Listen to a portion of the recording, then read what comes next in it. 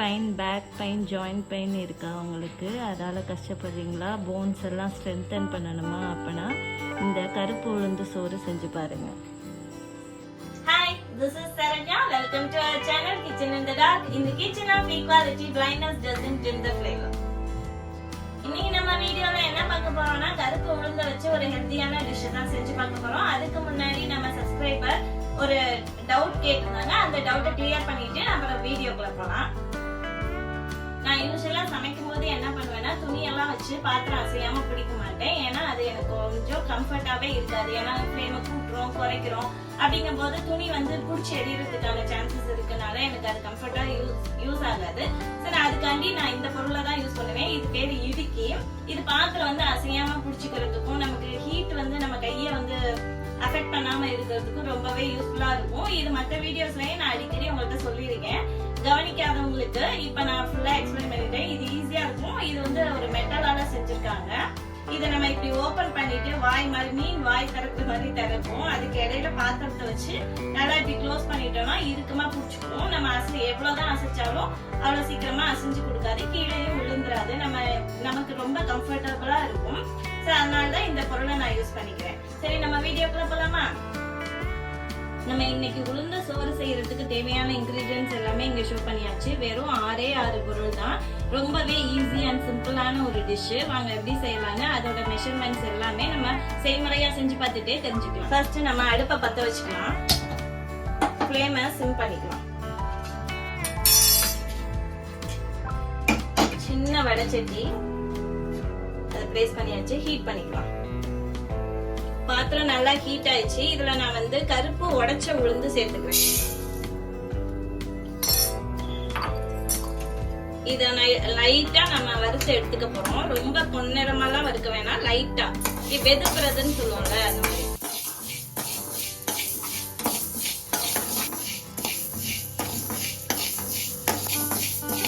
வறுத்தாச்சு. உளுந்து வாசம் நல்லா வருது. இப்ப நம்ம ஆஃப் பண்ணிக்கலாம் ஸ்டவ்வை.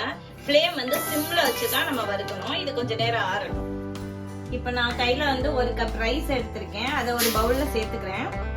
இந்த கப்பால 1 கப் ரைஸுக்கு 1/2 கப் உடைச்ச உளுந்து நம்ம சேர்த்துக்கணும்.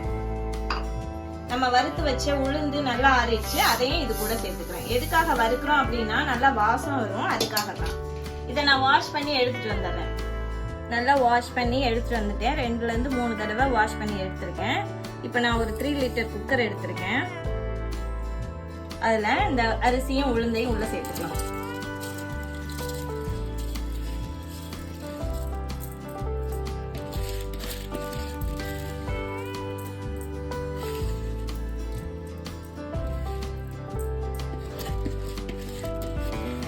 ஒரு 10 பல் பூண்டு நான் உள்ள சேர்த்துக்கிறேன்.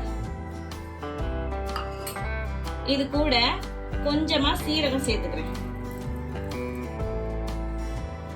இதால 1 கப் ரைஸும் 1/2 கப் உளுந்தும் எடுத்துக்கோம். சோ இதுல 3 கப் தண்ணி சேர்க்க போறோம்.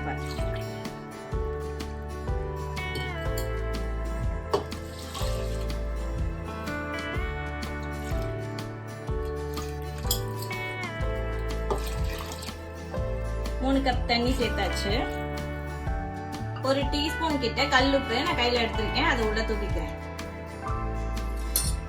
எல்லாத்தையும் சேர்த்து நம்ம கலந்து விட்டுக்கலாம்.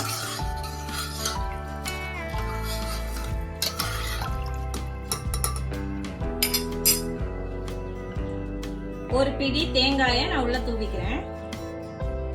மிச்சம் கொஞ்சம் வச்சிருக்கேன், லாஸ்டா தூவிக்கலாம். இதையும் சேர்த்து கலந்து விட்டுக்கலாம். இப்ப நான் குக்கரை மூடிக்கிறேன். அடுப்பை பத்த வச்சாச்சு. இப்ப நான் குக்கரை மேல பிளேஸ் பண்ணிக்கிறேன். பார்த்து மெதுவா பிளேஸ் பண்ணுங்க. சிம் பண்ணிட்டு கூட பிளேஸ் பண்ணுங்க. இப்ப நான் விசில் போட்டேன். இதை ஒரு 4 விசில் விட்டுக்கலாம்.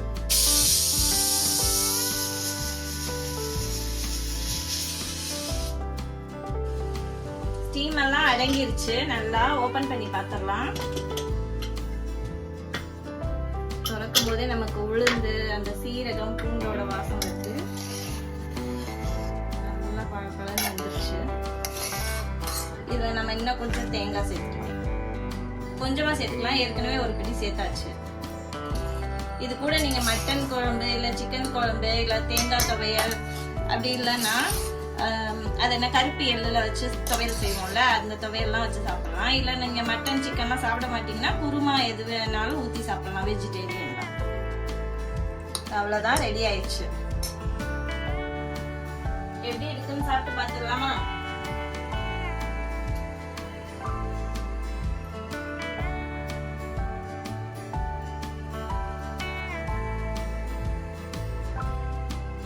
சீரகம் பூண்டு அந்த தேங்காயோட ஃபிளேவர்லாம் நல்லாவே இருக்கு.